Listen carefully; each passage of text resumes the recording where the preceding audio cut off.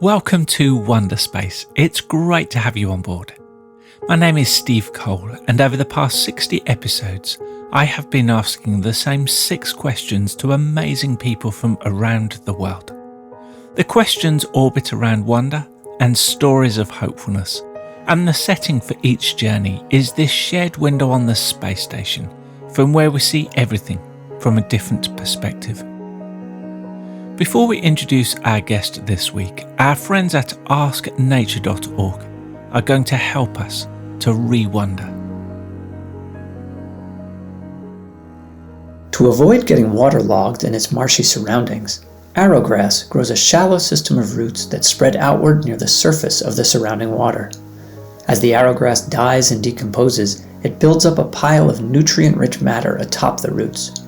This porous structure allows salty water to drain out and oxygen to get in, which enhances plant growth.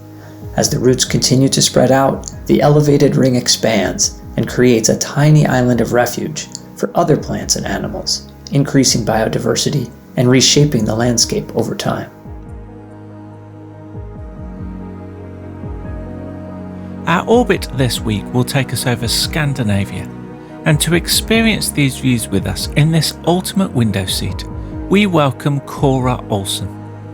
Cora is the Director of Sustainability and Regeneration for Better Energy in Copenhagen, a business who are driving transition towards a green energy economy. The full-length interview with Cora can be found on the Wonderspace podcast, which you will find on our website and on most podcast platforms. For this shortened video orbit, Cora answers 3 of our 6 questions and starts by giving us a glimpse into her life story so far, with an emphasis on what she is doing currently.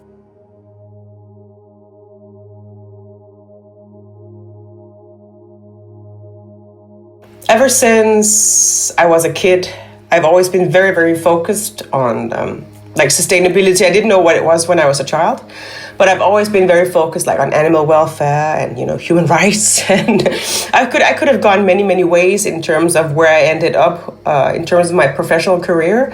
I could have ended up tied to an oil rig in the North Sea somewhere, but I chose the corporate way to try to make an impact on the world. So I really, really am passionate and ambitious around sustainability, because I think if we do not get this right, we are in a really, really bad place. So for me, working with sustainability also privately and trying to live it as a private person and passing that on to my kids is just something that takes up a lot of space in me as a person, professionally and privately, and also making the transition into actually living regenerative lives and not just being sustainable, because sustainability at the end of the day is about just the ability to sustain, and I'm not sure that I would actually want to sustain what we have right now. We need to restore and regenerate so that our kids have a future that is actually at least as a high level of quality as the one that we've had. So I try to not be too frustrated with where we are and the pace at which we are going, but I really think that this agenda must be front and center of everything that we do. I see that there's a lot of need for people really wanting the right change, and we need pace. And I think that more and more companies are seeing that, and I can feel that there's a huge pull for people with my competencies. The trouble with this space is that there's a lot of confusion in terms of sustainability. There's a lot of clutter. There's a lot of misuse of words, intended or unintended. So a lot of people tend to or corporations tend to translate sustainability into something where they just, improve performance incrementally, like they reduce CO2 emissions or they reduce water consumption. But at the end of the day, if you want to be truly sustainable, you cannot have any negative impact on society and on the planet. So I spent a lot of time engaging, speaking at conferences, engaging with organizations to try to facilitate that understanding. And I don't come from an arrogant angle as if I know better, but I think it's just really important that we talk about what's actually sustainability, what's regeneration and what's just less bad behavior. We need to talk about best practice, which is what everyone talks about. And stop talking about that and actually talk about what's the necessary practice, what's the actual bare minimum that we need to do, and how do we actually get into a place where we can actually begin to restore and regenerate, because that's the practice that we have to have if everyone is to have a future where they can actually thrive. So that has to be the path forward. But that's where I find the Future Fit Foundation, now I'm skipping in your questions, a huge inspiration in terms of organizations and people that motivate me and that make me believe that we can actually get to where we need to be. We just need to be willing to shed like history and past learnings and actually understand that we are part of a system, and that's the approach that we have to take to measurement, to strategy, to business model. It has to be ultimately regenerative.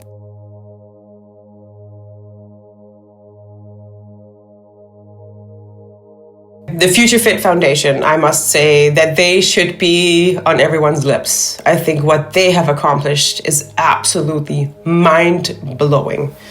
It is the most amazing thing I have seen working from a corporate perspective in terms of understanding and measuring and providing a management tool for sustainability and regeneration. It's absolutely the best thing out there currently.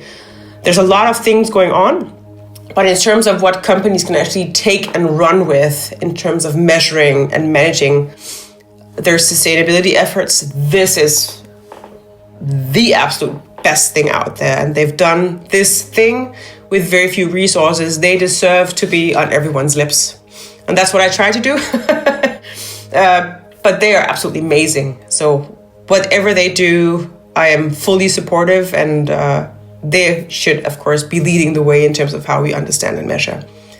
And then in terms of a company, it's actually, this is going to sound maybe a bit silly, but it's actually the company that I just started working for, because I really love what they have set out to do. It's a small company, like I told you in the beginning, Better Energy, but they are really trying to reach scale quickly in terms of having solar energy available for all. They actually just managed, or they've managed to actually make this whole business case subsidy free. And it's actually now one of the cheapest energies, as I understood it, in Denmark, solar energy, because of the business model that they have. So it's highly competitive with coal, all the black energy out there, wind energy. And I really like their mindset. That's why they were founded. It's because they want to break away from this corporate approach and actually build something that was scalable and cheap in terms of actually transforming the energy systems. There are many challenges to that, but I really like the manifest that they have, the way of thinking, how they have no qualms in challenging the providers of financial capital. There's a lot of stuff going on. Many great people, many great organizations. But we need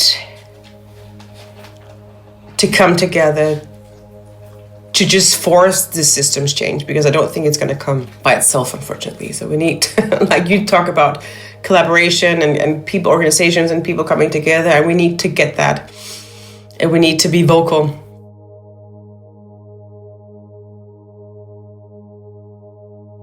It sounds really basic, but it's just be kind, be selfless. I mean, seek to create the change that you want to see. I mean, it's really, really basic stuff. I think one of the frustrating things about working with sustainability is there just seems no way out of it. So what I try to do to sort of like ground myself is, there's small things you can do as a person. You can be kind, you can be selfless, I have to, try to make an impact where I am. And what I can see from where the company that I currently work for is that you can be small but mighty in your actions. But you can also be mighty but really small in your actions. So that's what I sort of like try to keep as my mantra, is that, I mean, I can still do something, even though it feels, uphill.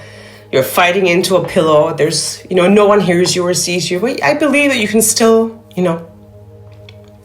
be small but mighty.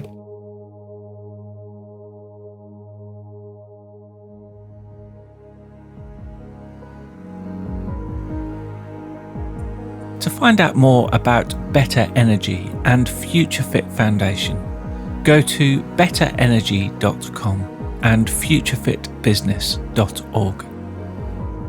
To engage with the previous 60 Wonderspace episodes, go to our website ourwonder.space.